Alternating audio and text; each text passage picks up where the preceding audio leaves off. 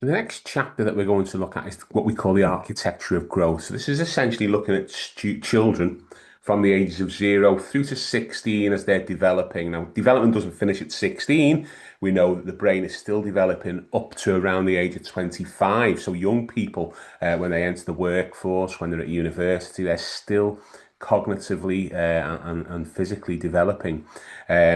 So it doesn't really just end, at childhood there, as I say, at the age of 16. But that's what we're going to look at in this particular chapter. So the first video that we did, you might look at that as kind of being the environment around the child, if you like. If chapter one was about the weather, that would be the world around a child. This chapter is about building and preparing for the child's development. And the thing is that, you can't build anything until you've got foundations in place. You'll understand that from any concept of building houses, things like that, models that you create. Unless you've got a foundation in place, nothing can be built on it. And children's development is exactly the same. Those foundations are really, really important. And what we need to make sure is that we do have all those building blocks firmly in place as children are growing. So things like emotional regulation. I mean, that depends very much on what the child's experience of co-regulation is. So, when we're talking about co-regulation, it's about adults being with a child and calming them down and getting them back into that, anxiety-free state that we want them to be in so that they can engage with tasks or engage with us in conversation and so on.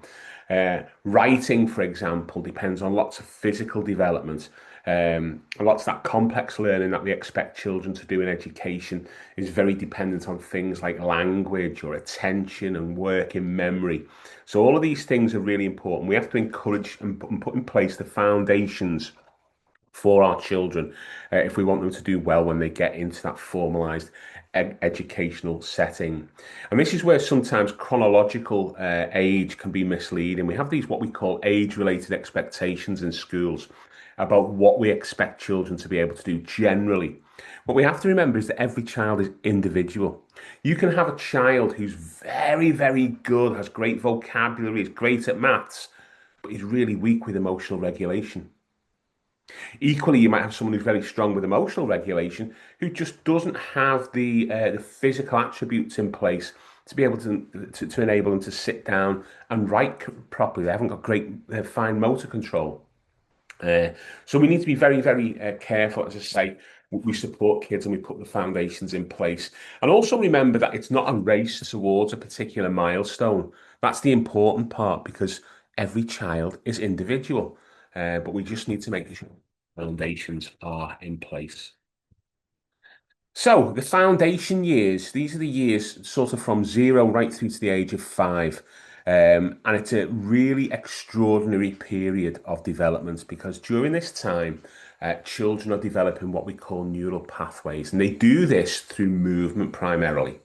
So when your child begins to be able to wobble, to crawl, that is actually putting in place these neural pathways that are going to help them to learn. And we shouldn't neglect the opportunity to move at all. As I say, movement really, really crucial as well. The play that takes place, just a very simple play, exchanging things, for a gesture or for a babble or something like that. That kind of play really, really important as well. It's all developing neural pathways, and the neural pathways are these wires, if you like, that connect the different parts of the brain together. And we know that when different parts of the brain are well connected, we don't have specific learning difficulties. We know that people who do have specific learning difficulties have underdeveloped neural pathways. We know this from pathologies. So this is something that's out there anyway. As I say, the co-regulation really, really important. If you have a distressed child, a distressed 3-year-old, they don't need you to say, go away and calm down. What they need you to do is put your arms around them and say, come on, and just rock them and help them to co-regulate and get them back into that anxiety-free state where they can engage with what they're doing. As I say, the physical development just as important. You can see there the gross motor development to fine motor development. By the age of 4, children develop this midline crossing And this is what the midline is kind of the ability to move from one side to the other. And this is what they need for writing and for reading as well, their eyes and their hands. So you can appreciate those kind of the development that leads up to that is very much about that play. It's about that crawling action, what we call cross-lateral or bilateral or homolateral movement to the body.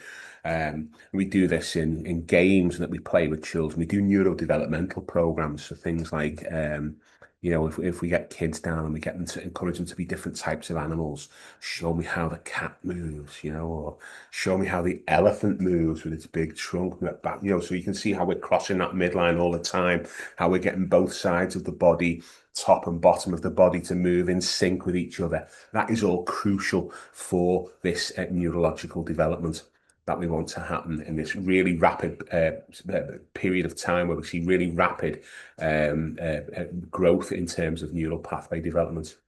And you can see there the brain forms over 1 million new neural connections every second at this stage. That's from Harvard University. As I say, it has the capacity to negate the effects of specific learning difficulties like dyslexia, dyspraxia, ADHD as well. Some of those are genetic. Sometimes we won't be able to eradicate things altogether.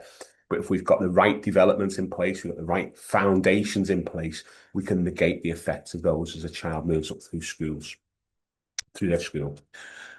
We've also got the cognitive side of things as well there. So object permanence transitions into a symbolic play. A block becomes a phone. This is the birth of abstract thought and things like that. So again, that cognitive development, really, really important. You can see that as it comes into school, imaginative writing, telling stories, that sort of thing. And then the emotional regulation as well. So that co-regulation, so needing an adult when they're very young to calm down so they can learn how to become anxiety-free. And then that gives them the foundations, the seeds that they need to self-regulate and compose themselves without the need of an adult. And I mean, if we go back to kind of the physical side of things, learning to write, if a child is struggling to write, then an intervention that we put in place shouldn't be more writing at all. Now, there are some great programs there, Teorodescu, the perceptual motor programs, things like that are really helpful. Yes, they are, because they use gross movements rather than the fine movements that we need for writing, and they cross the midline as well. But what we might need to sit with that child and do is to examine how they sit at the table, what their grip is like, maybe their shoulder position as well. All of that is really important to prepare a child for writing. It's not costly, just picking up a pen and off you go. There's so much there already. And you can see now probably why I advocate, or, if I was the Minister for Education, or if I had any influence there, I would be telling them to get rid of formal school till the age of 8, because our kids need to play, they need to move, they need to engage in imaginative play, that we see that object permanence, the block becoming the phone. All of this is crucial for development. If we don't have it in place because we formalise our classrooms too early, or because we impose unrealistic expectations on our learners, because social media is telling us that someone else's kid is able to do it, my kid can't, that is disrupting those foundations, and our kids will never catch up. So we need, at a national level, our government, we need our education unions to be advocating for a later start. The Nordic countries do it, and they do it really, really well. We're looking at Finland as an example of a world leader in education. And yeah, as I say, they're doing it. The kids don't go into a classroom until they're 8 years old. They don't have homework and stuff like that. It's stressing kids out. They have a completely different approach to education, and it's working because everyone's looking at them. So why aren't we doing it? We have opportunities, let's say. Okay, the infrastructure years then. So once we've built those foundations and we've given the children the opportunity to develop fine motor skills, emotional co-regulation, and so on, we get to these the infrastructure years, the years from about 5 to 11. And this is where kind of neural pathway development slows down around the age of 5 and 6 now. So that's kind of the window that we have for that is sort of between, we say 0 to 7, but at the ages of 5, perhaps it's starting to slow down a little bit. Now, working memory and executive function begin to lead. Now, what we're talking about here when we talk about executive function and working memory, the ability to hold information and to process it is what we're talking about. Metacognition is children who start to develop their own thoughts about things. This is where they can actually explain stuff like that. So the two the Education Endowment Fund report there on metacognition notes that children at this age start to think about their thinking. That's what metacognition is, essentially. And what we do have, as I say, is children are being expected to remember things like instructions, organize equipment, manage their time a bit better, control their impulses, don't hit out at others, that kind of thing. And they're expected to be able to transition between tasks independently as well. And this is where we often interpret a lot of these difficulties as behavioral problems, but they're not. You might hear people saying he never listens, he doesn't sit still, he doesn't try. But actually, what these behaviours are reflecting are real difficulties with the child's working memory or executive function. So if you've got a child that's kind of between the age of 5 and 11 and struggling with stuff like that, that's possibly the problem, the source of their behaviour, that they haven't developed and they need support to develop their working memory and executive function. It's also a period where we have what we call a social mirror as well. So this is where children are starting to compare themselves to their peers, and they start to recognize that other people might complete tasks easier than them, and they feel inferior to their peers. They develop complexes about certain tasks as well. Really, really important that we don't allow those experiences of difficulty to shape their identity. It's, we need to make sure that, we understand them. We can always tell in our learners, but also our educators and also our parents that this isn't a defined timeline of expectation. Everyone has their own journey. Everyone arrives at the station at a different time. As I say, the social mirror, finding reading difficult. If a child finds reading difficult, you might hear them say, "I'm stupid." We often hear it. That's not the case at all. Who's telling them they're stupid? Is it other kids? Is it parents? Is it I can't believe it'd be teachers or parents, surely. Maybe it's other kids, or they interpret themselves as stupid because they can't do. So we need to be very careful about the language that we use around them at this stage, because it's actually language that they adopt, they will listen to, and they start to develop this self-perception of what they can or can't do. And actually, they can do what they want. There's no reasons we should be able to adapt things, resources, tasks, outcomes, whatever it is, so that our children can achieve. And that's what the primary years are all about. Remember, we have parents who are very fixated on children, preparing them for university. Everyone has an idea of what their child will be. But we need to remember that the primary school years and early years are all about building foundations. Initially, foundations in cognitive and motor skills in the early years, the infrastructure years, then foundations in basic skills. So things like reading, writing, understanding the world around them, and the science and the humanities subjects as well. Engaging with things like, musical instruments as they start to develop better motor skills and cognition, and so on. So it's a period where we should be looking at it as a developmental curriculum. Don't ever interpret primary school, and sadly, the government has done in the past. That's why we have SATs, which, any teacher will tell you they probably despise them. They're used to measure schools, but actually what they're doing is they're imposing this social mirror on children. And that's not what we want at all. What we want are children to be able to understand that they have their own journey. And as I say, our primary school curriculum should be developmental. It's not academic. Academic comes at the top of the secondary school when children are ready for it. Until then, it's a developmental curriculum, not a follow. And we need to get that message out to parents, to educators, to our government as well. After the infrastructure years, then we move on to what we call the architecture years, and this is where we have children from the age of 11 to 16, the adolescence period, if you like. It's not just hormonal. This is a real overhaul of the brain and what it can do.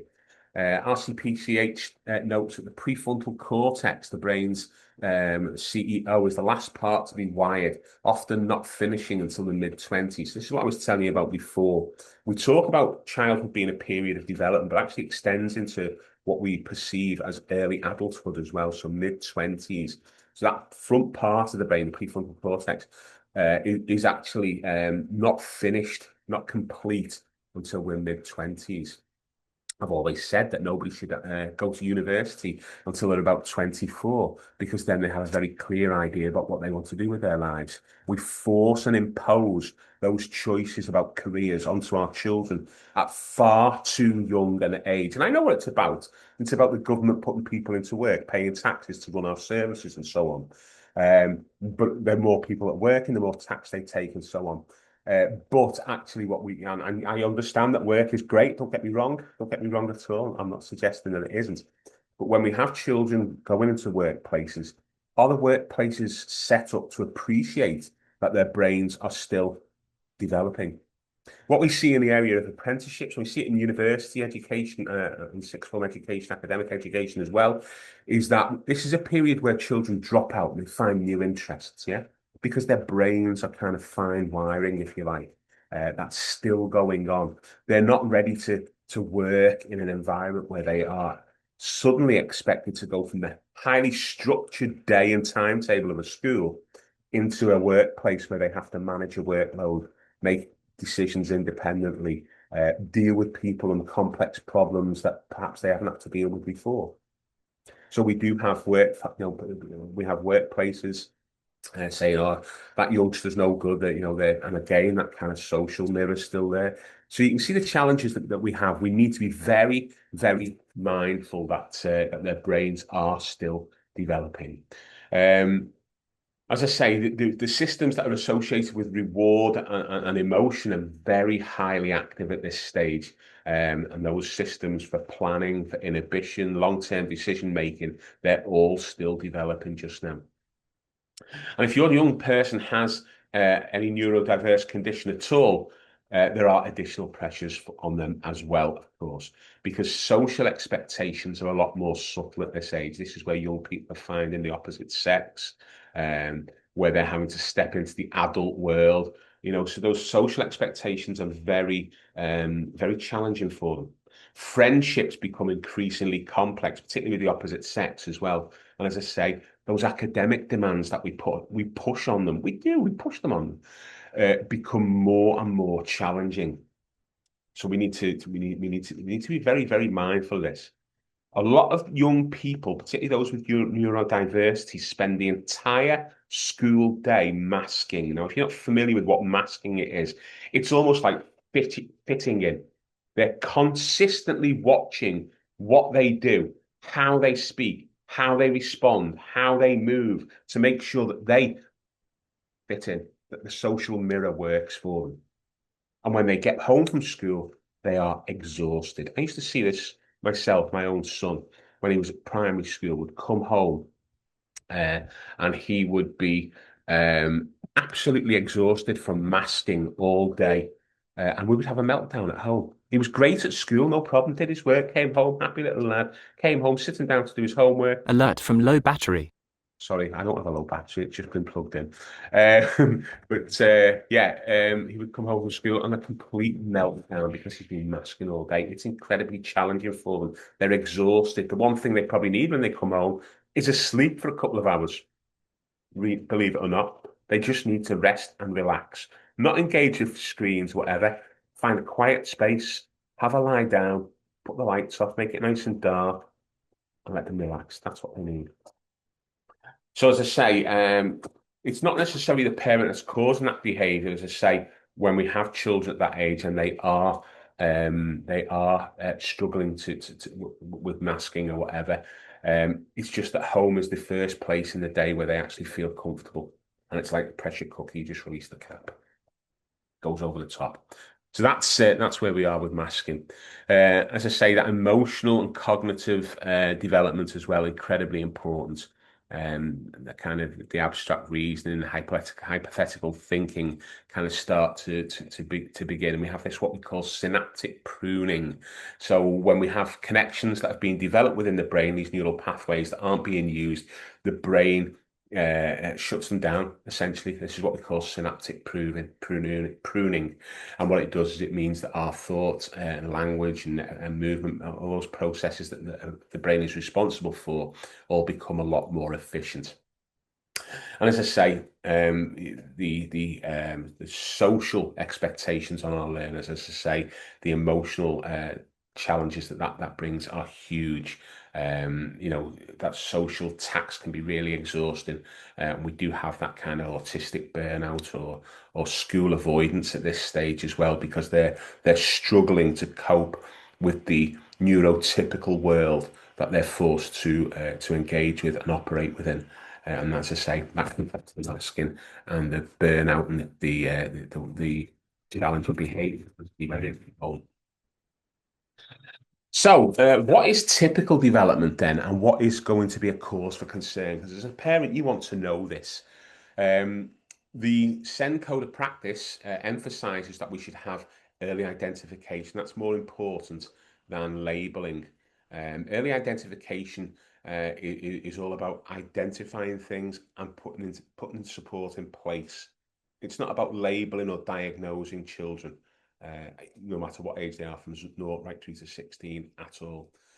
And what we're looking for here is not isolated incidents, because as I say, everyone has their own journey to development. But what we're looking for are clusters. So you can see some here.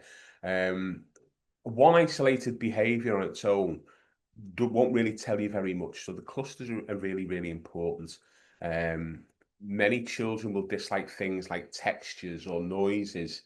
But as I say, when we see a pattern or a cluster of things, then we can start to ask, the questions here.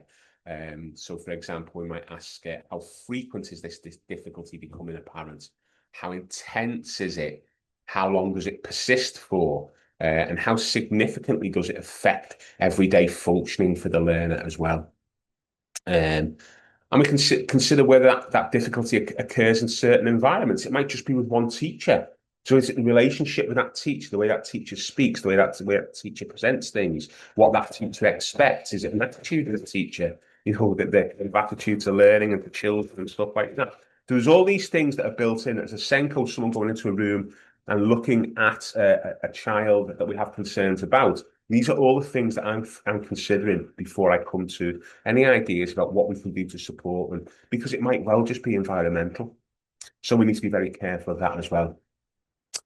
Developmental monitoring isn't an opportunity to look for deficits. That's not what we're looking for. We're looking for what we can do to support. It's not what they can't do. It's what we can do to help them do.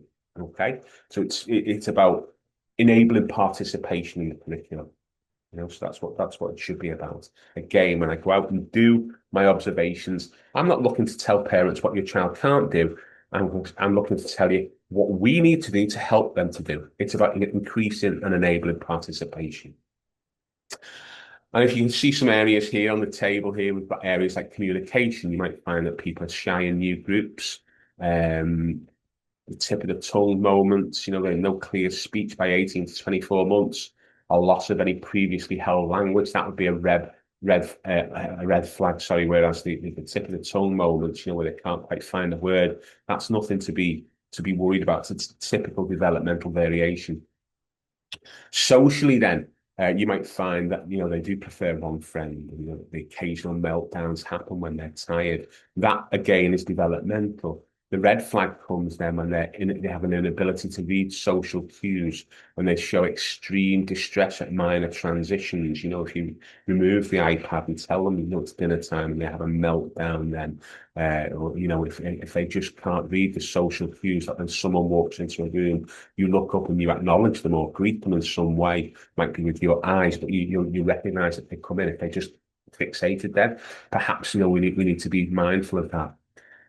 We might find that people are slightly clumsy. As I say, they like different textures, so they don't like itchy clothes. That is quite normal for many kids. I remember I was certain types of clothes I always found very itchy. That's quite normal. What we do need to be looking about is significant toe walking, sensory avoidance at normal sounds as well, everyday sounds that we would have at home or in our regular environments.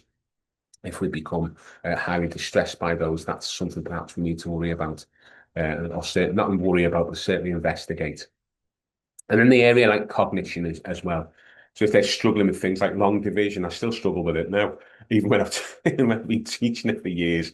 Or, if you forget your PE kit, I often forget things, PE kit, I forget stuff for work, deadlines and stuff like that, even though I've got calendars and stuff like that, and I've got a diary. Those kind of things are normal. It's everyday life. The struggles are when we get to the age of 7 or 8 years old and they can't follow two-step instructions, things like pack your bag, take it outside, those kind of things. Well, maybe they'll take the bag outside, or maybe they'll pack it, but they won't be able to follow the second step. If they can't manage stuff like that by the age of 7, maybe that's something that they're worrying about because their working memory is showing a deficit there. Um, so there you go. Okay, the support first model, perhaps the most important professional principle from this particular session today. Like I say, the sense code of practice is all about early intervention. Our code of practice has always really been about early intervention. But what we want to avoid is this wait and see trap. So traditionally, what you'll have, and some people are still hearing this from schools today, I know why they're saying it, but well, that's another story. You will go to school with a concern you've got, and the school say, "Oh, well, we're not seeing that. Let's wait and see." I'm not allowed to do that now. If you have a concern, that concern needs to be acted on. And they need to investigate and find out what the difficulties are. That might be through cognitive assessment, it may be through observations and so on, but they should certainly meet and feedback with you as a parent. Schools, as I say, if a parent comes to you with that, you should be investigating that. It's not a case of waiting to see anymore, because waiting to see means a child falls further and further behind. And we can't have that if we put a supportive curriculum, a supportive SEND service in place. So the Department of Education is now advocating for this support first model. If a child is struggling to access the curriculum or their environment, they have a need. Okay, so it's not about a diagnosis, it's about whether there is a need, and that intervention needs to be provided now. You just need to find out sometimes what that is. So you might need to do some kind of diagnostic assessment. You may need to do some observations. You may need to have chats with teachers and look at samples of work and stuff like that to see what that need might be. And is it supported by what the parent is telling you? But yeah, you can't afford to wait and see. You need to act on it. And this is why, as I say, our SENCOs are so overworked, and we need to develop SEND teams in schools. And we have this spiky profile. What we see, as I say, in development, I spoke about it earlier, you might see children who have a really rich, varied vocabulary, but they struggle with emotional regulation. That's what we call a spiky profile. They're good at one thing, but maybe not so good at another. What we don't want to do is flatten the spikes. It's to build a scaffold around those low points so that they can come up and be as high as they can be. So that's what the spiky profile is. Someone who can discuss, I was watching a meteor shower last night, astrophysics or whatever, at an adult level, but becomes overwhelmed because someone is sitting in their preferred seat. That's a spiky profile. Okay, they're not contradictory. So those traditional expectations sometimes assume that because a child demonstrates advanced ability in one area, that they should demonstrate that equal maturity in all areas. And that's not the case at all. As I say, we're not flattening the profile. We need to recognize it, and we should see that high ability doesn't cancel out high needs. We need to support, to, as I say, bring the lower points up to a similar level as well. Now, as adults in the room, we have a crucial job, as I say. At the very beginning of the last video, I said to you that childhood has changed immensely from what I experienced, what you will have experienced, and what our kids are experiencing today and will do over the coming years as well. The world has evolved, and there's no manual to navigate this world at all. Children have always needed those relationships. They've always needed that co-regulation. They've always needed movement and play. They've always needed to know what the boundaries are, and they've always needed those opportunities to develop all of these skills that we've talked about, and particularly, as I say, to develop their neural pathways, the brain development that happens so proficiently from the ages of 0 up to 16, but more focused, more rapidly between the ages of 0 and 7. Um, and as I say, what we can't do, or what we shouldn't do, is to remove every challenge from childhood. If we do that, we're taking away their opportunity to develop. What we need to do is to create environments where children have the support that's necessary to meet all of the challenges. So we need to understand the terrain, follow the sequence there, as I say, respect those developmental stages, make sure that we have those foundations in place before we start to build the roof on top as well.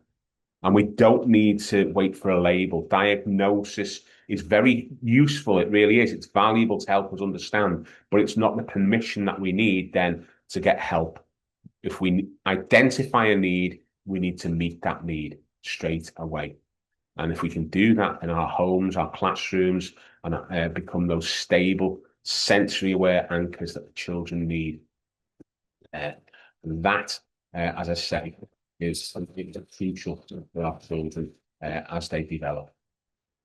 So perhaps the most powerful question that we can ask when a child is struggling is not how do we get this child to behave differently, but what's the child telling us? What are they telling us that they need? And what can we change to help them to succeed? That's what turns our role from managing children to understanding, scaffolding, and empowering them. And that, as I say, is the foundations, or they are the foundations for learning and preparing our children. I'll see you in the next chapter. Thank you.